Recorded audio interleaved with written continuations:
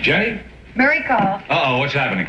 He read the first part of our screenplay. And? He loves it. He can't believe we've only been writing together for 6 months. And he wants to take us to lunch. Good.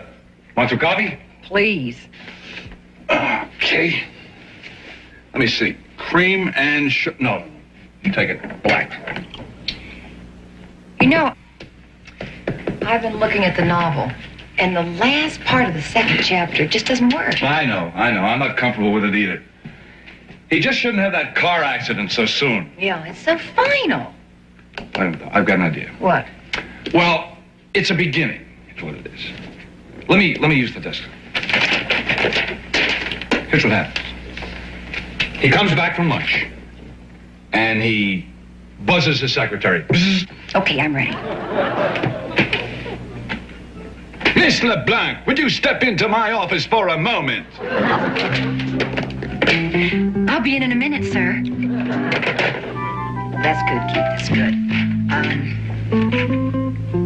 She enters the office, feeling nervous and strangely shy. Miss LeBlanc, I've asked you to come into my office for a moment to take a letter.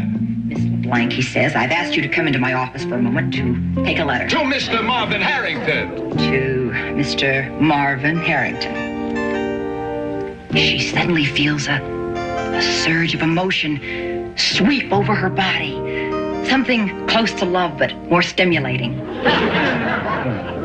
But see, he, on the other hand, he feels nothing. Nothing but a sense of loss. Loss for what he doesn't have, and yet is so close. Too close! He gets up and walks to the window. Too close.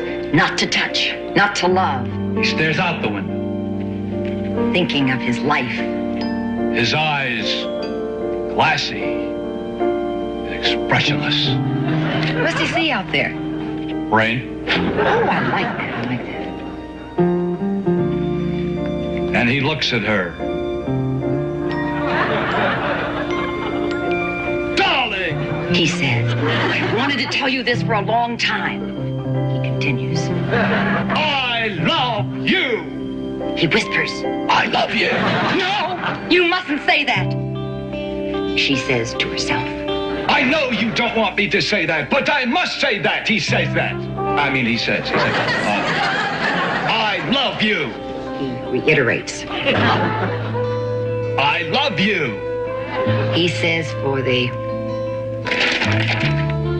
4th time. He looks down at her. We can't go on like this, she says. He kneels beside her. She looked down at him. Would you? If I were gentle. He stammers. Gentle. Somehow, she knows what he is after.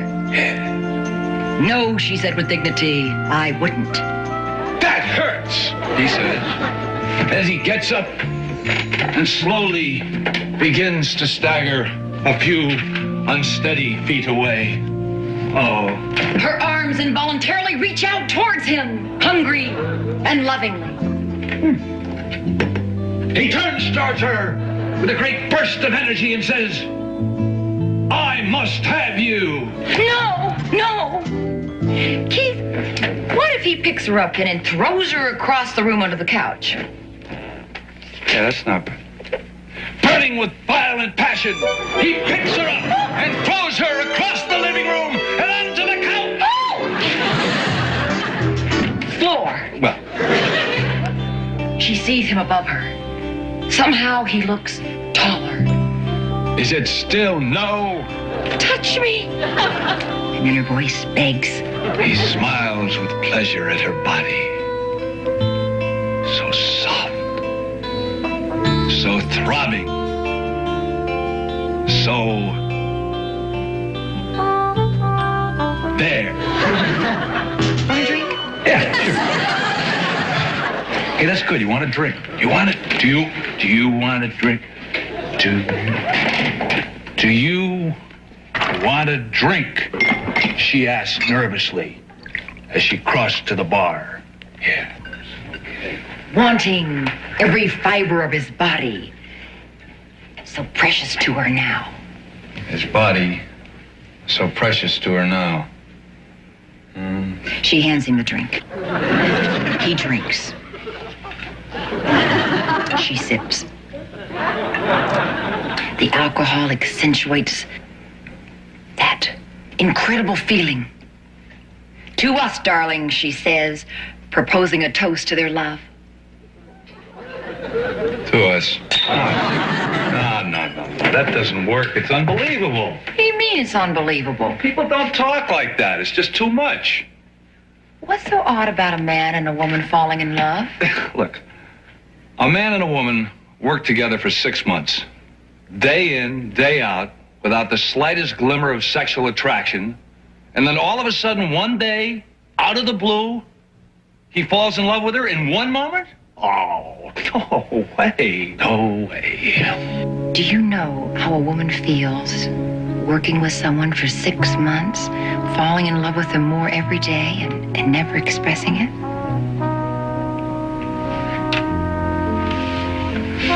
Keith, am I making myself clear? Yeah, I think so. If only she could touch him. How smooth his skin would seem to her. How deep his eyes as they gazed into her own. How aggressive she would become.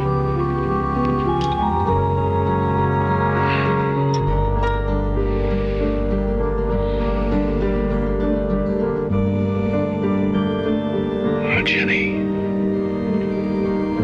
It can't happen. It can happen in a moment.